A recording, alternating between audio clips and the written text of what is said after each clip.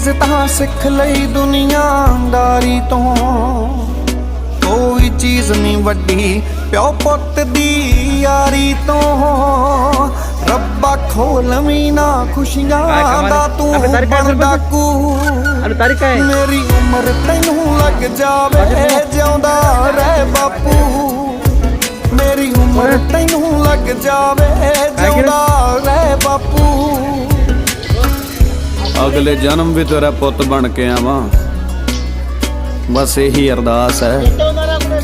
वो लोग जहाजां ते लख चढ़दे होणगे बापू, मेरे लिए तेरे मोढे ही बिजनेस क्लास है, मेरे लिए तेरे मोढे ही बिजनेस क्लास है।